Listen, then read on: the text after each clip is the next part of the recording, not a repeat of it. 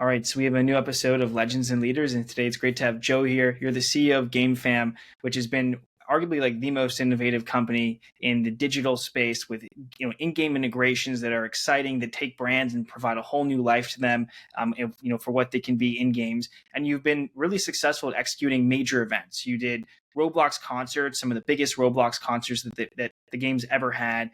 You've created worlds that have got 100 million plus people in them, like the Sonic world, which was such a huge thing for the game. And you've been really at the forefront of what's possible in this category. So I'm excited to have you here and to get into your story. Yeah, great. Absolutely. Thank you for having me on the show. Awesome. So Joe, how did your interest in Roblox development and gaming in general, and then wanting to found a business in this category, how did that start? Well, I've been working in the pop culture and gaming businesses my entire career, so a little bit over 20 years. I started my career as a graphic designer on sports licensed t-shirts and posters. And I went back to business school at the University of Michigan, interned at Disney, postgraduate internship at Nintendo, spent a couple of years at Ubisoft doing franchise strategy, and then went to Mattel and was doing franchise development. And so I've always had a really deep passion for gaming and characters and stories and fandom overall. And in 2016, I became aware of Roblox through some consulting work I was doing for Mattel after having left to join some various gaming startups I was working at. And I thought, hey, this Roblox thing, this is going to be the next YouTube. This is going to be the next Netflix. This thing is going to be huge. And they're going to need, kind of that professionalized level of kind of Hollywood polish on the platform. And that's what we set out to do, was to bring best practices from mobile free-to-play gaming, best practices from production, from AAA gaming into Roblox. And it's been, a great run over the last 5 years. We went from nothing to being the number 4 all-time developer in total visits to our portfolio. We're in the top 10 every day in terms of usage on the platform. And we have a number of the biggest games on the platform, both currently and of all time.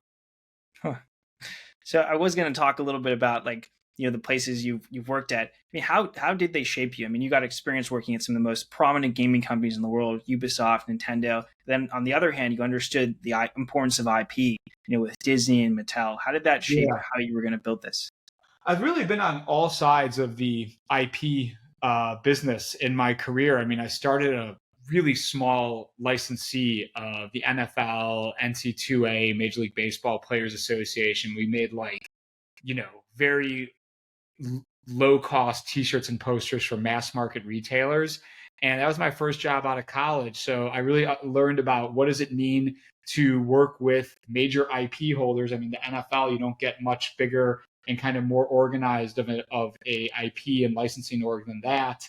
And that was what helped me understand how you go from an idea to a discussion to a deal to the accounting, royalties, products on shelf, at that time, physical products. And when I went to go work after business school, first at Ubisoft, then at Mattel, in really substantial full-time roles, those roles were all about IP. So instead of being a licensee, I was on the licensor side. So I was helping license out Assassin's Creed, helping license out Splinter Cell, helping look at how Ubisoft should make TV and film projects based on their IPs. And do you do that internally, or do you bring in third-party partners to do that? What are the economics of it? And just getting really deep into how entertainment and media work. It doesn't matter whether it's a video game or a YouTube channel or a show on HBO. At the end of the day, you're creating entertainment product, you're distributing it, you're building fandoms, audiences, and you're monetizing those audiences through, various ways and new ways that are evolving all the time. So you made a major decision to be, to my knowledge, I think the first professional developer on Roblox. You mentioned you wanted to bring Hollywood style, efforts to it, but that's a big leap. What did you see in the category? Why did you want to do this? Well, one of the things I learned at Ubisoft actually was new platforms, and Mattel as well. Actually, both of those companies really shaped my thinking. The story goes, that Barbie was one of the first brands to really utilize TV advertising for the toy category, and that really shaped, the history and trajectory of Barbie, and this idea of kind of OG brands, right? I also did a year of consulting for Subway Surfers, which they'll tell you is the most downloaded mobile game of all time, and I think their claim is probably pretty legitimate. And Subway Surfers came out in 2012. Barbie came out in 1959, I believe. So, these, and they're still going strong, right? And what is it about Barbie? Barbie's amazing. They run an incredible brand business. The movie was great, but you can't own the idea of a doll with blonde hair. Anyone can make a doll with blonde hair. Subway Surfers, the first kind of, auto runner, lane changing mobile game that went big. There's nothing particularly technically complex about that game. Why is it 12 years later still one of the most downloaded games in the world, right? So those ideas really inspired me. And Ubisoft as well really scaled their business with investments into the Switch and the DS. So when Nintendo blew up during those years in the mid 2000s, Ubisoft made a really smart decision to be a leading third party on those platforms. And that took Ubisoft from being kind of, I think, kind of mid-market company to being one of the most prominent companies in the video game business still to this day. So those were examples that I looked at, and as I was looking to start a business or join an early stage business, I was pretty open to either one. I love working with great people. I love being the CEO, but I also love supporting other great leaders as well. And I wanted to find something that was forward thinking, that was going to go with what comes next. Because for me, that's just the exciting thing as an entertainment fan, and I live for entertainment and gaming and storytelling, and that's my passion in life, along with music, I would say. And those I always want to be learning what's new. I always want to be watching the things that I love change and evolve and grow. And so I thought, okay, this Roblox thing, this is going to be it for the next, who knows, 5 years, 10 years going on now. The platform's been around for over 15 years. And I think the next 15 years are going to be wild to see where it goes. So you had some, different roles that helped shape what was next. But how did you get Gamefam started? Like, what was the initial product like? How did you get that started from a financing perspective and actually get people to buy it? So with Gamefam, we started out of our own pockets, bootstrapping, buying some small Roblox games from micro indie developers, and then increasing their KPIs by adding new features to those games. Our first game ever was called Dinosaur Zoo Tycoon, and it was a game about building a dinosaur zoo, which is a really cool idea. I still want to bring that game back. And as we learned what worked in terms of creating better engagement and better monetization, we were able to bring that to bigger and bigger games. So then we eventually acquired a game called Twilight Daycare, which is a social role play game. It's had 2 billion visits to it. There's probably 10,000 people playing it right now. We've run millions of dollars and delivered huge brand campaign value to advertisers in that game over the past 2 years. We we acquired a game called War Tycoon, which is the biggest military game on Roblox today, and we still co-publish that with the original creator, who's an incredible young game developer. And so the techniques that we learned through trial and error and through institutionalizing those learnings, we've been able to carry forward and continue to scale as the company and the platform have grown.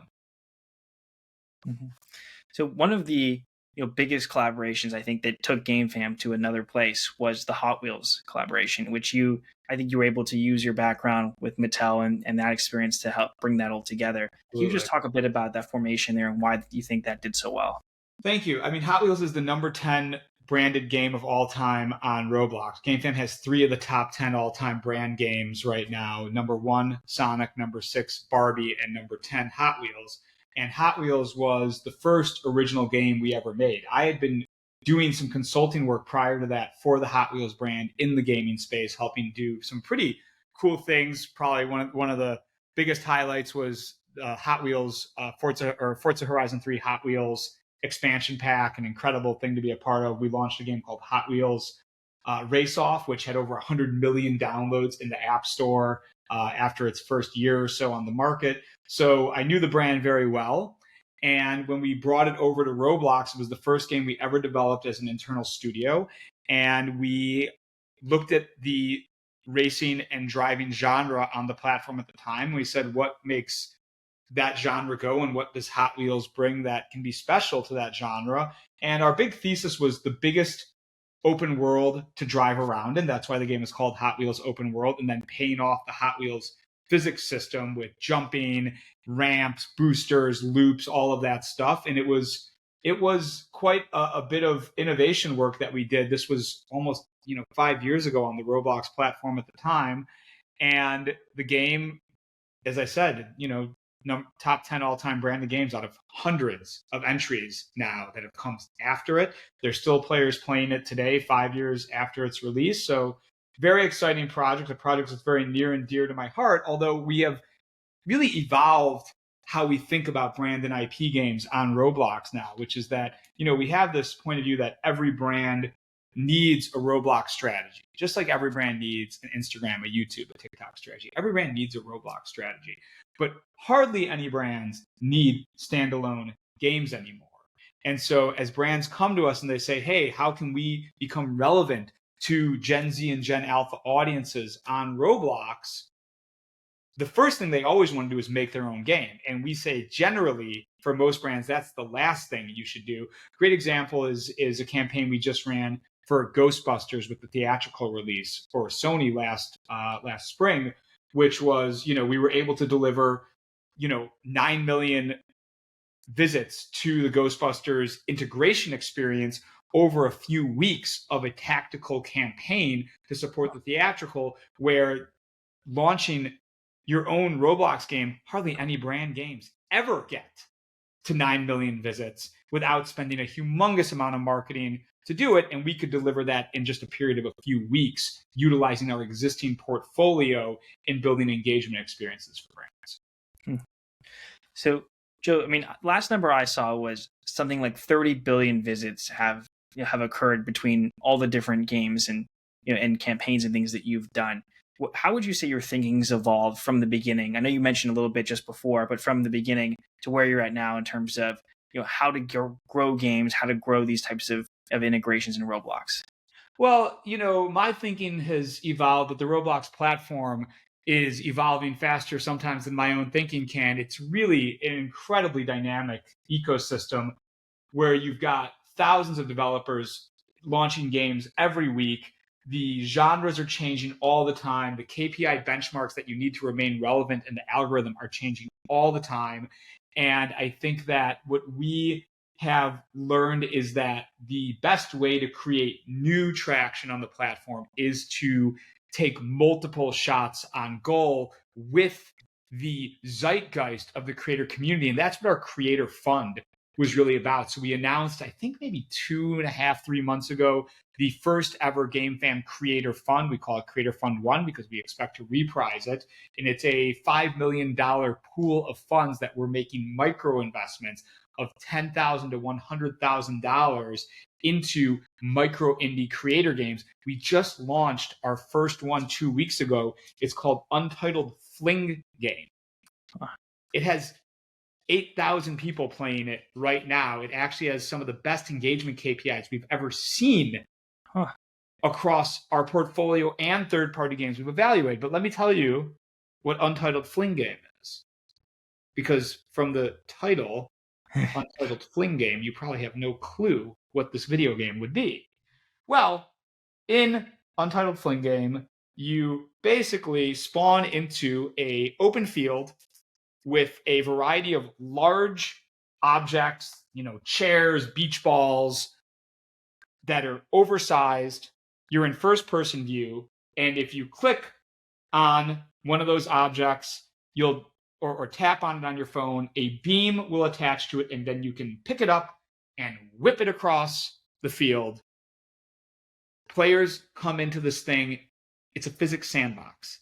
And they develop their own ideas for how they want to play it. And we would have never made that game in our internal studio.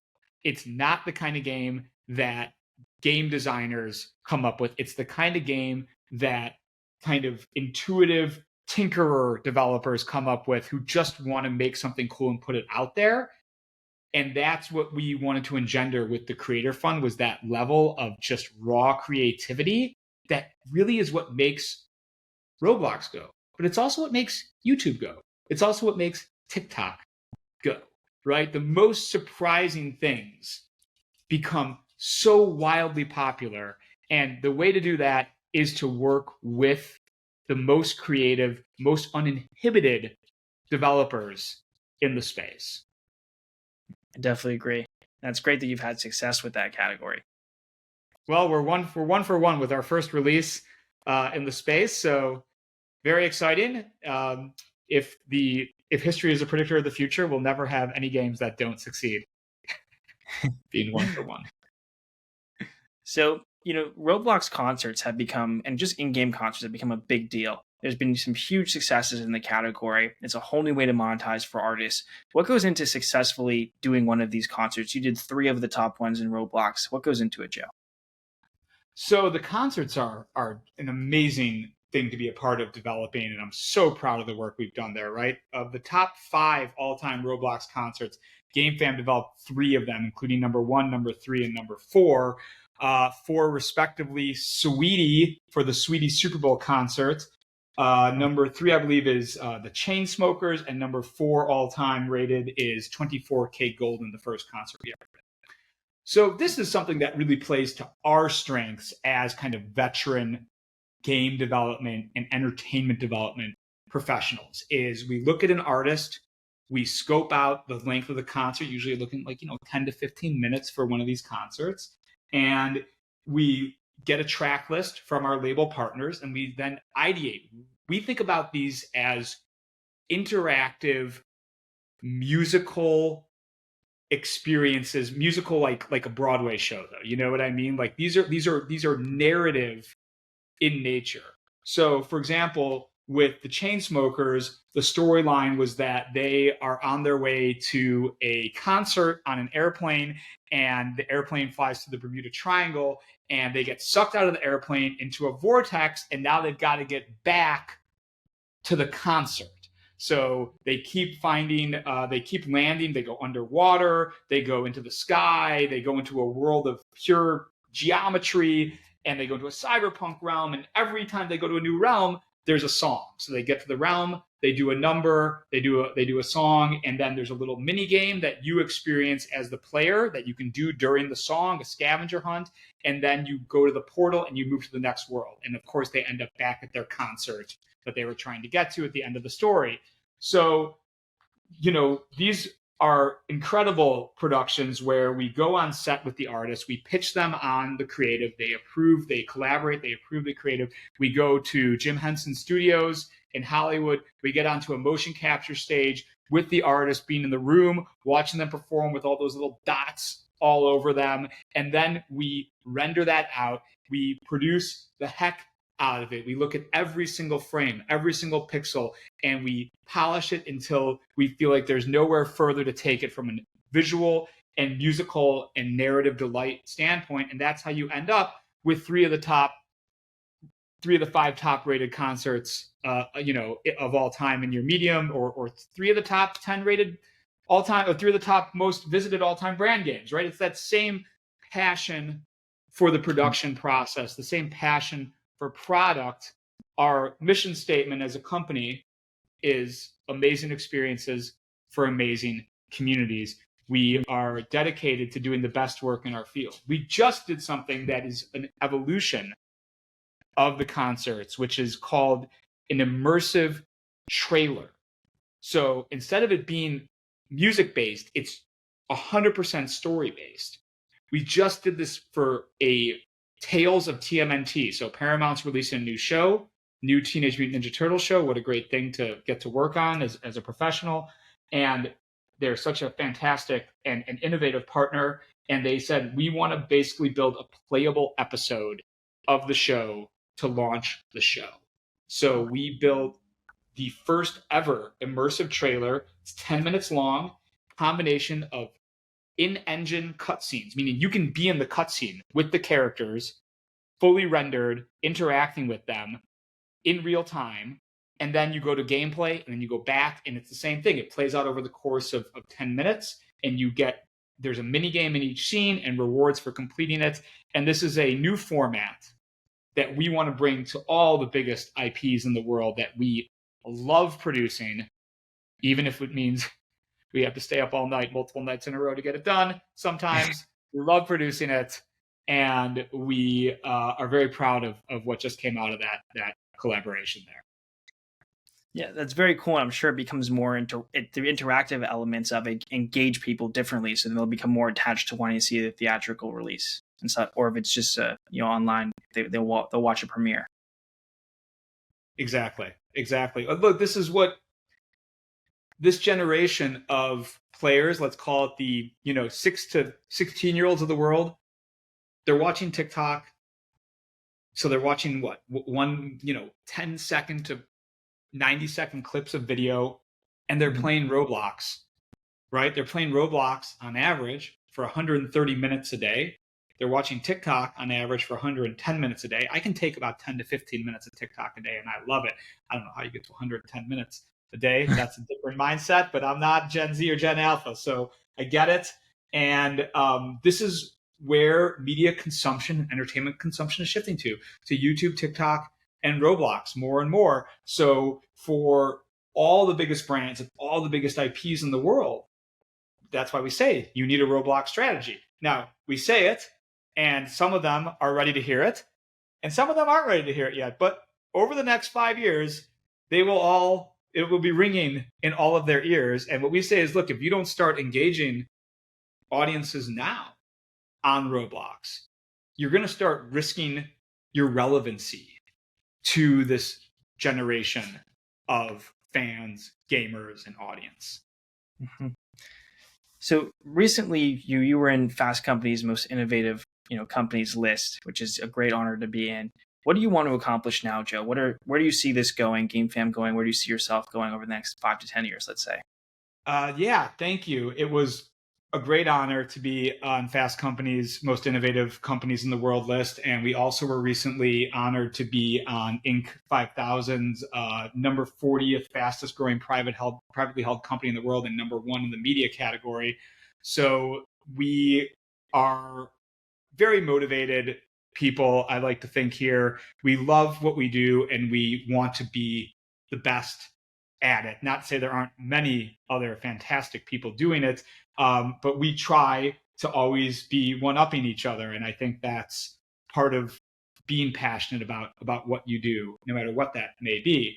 Over the next 5 years, I mean, right now, what I'm really focused on is we have a huge game launch coming up with the My Hero Academia game, which is the first kind of AAA level anime-themed, officially licensed Roblox game. It is a product that I have poured a humongous amount of my own heart and soul into, with a huge team working so hard to deliver against it. We're continuing to push on our Paramount live operated games, SpongeBob and TMNT, which are both outstanding products, and looking at what comes next for those IPs potentially in the space. And we are excited about some additional opportunities around these immersive trailers. What excites me most in the way I've approached building a business is find something you love doing and try to be the very best at it. Try to do it the best and try to treat people the best along the way in a 360 fashion. And so what excites me most is continuing to do these special projects, to make special games and to update our games in new and exciting ways. For example, our Sonic game, Sonic 3 movies coming out.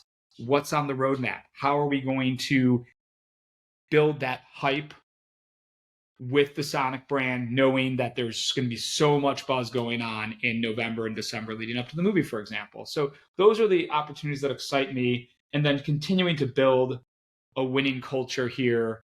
And finally, helping brands and IPs continue to navigate this space. We want to see continuity between the worlds that some of us grew up in and the world that is coming over the next 10 to 15 years as media consumption radically changes due to TikTok, Roblox, and YouTube. And we want to be part of bridging that gap and bringing the characters and brands that we have loved for so many years to this next generation of gamer and fan. Well, Joe, that was all the questions that I had. I think you're definitely on that path to be able to really push a lot of this IP to a different place. You've already shown you can do that with Sonic, with Hot Wheels, etc.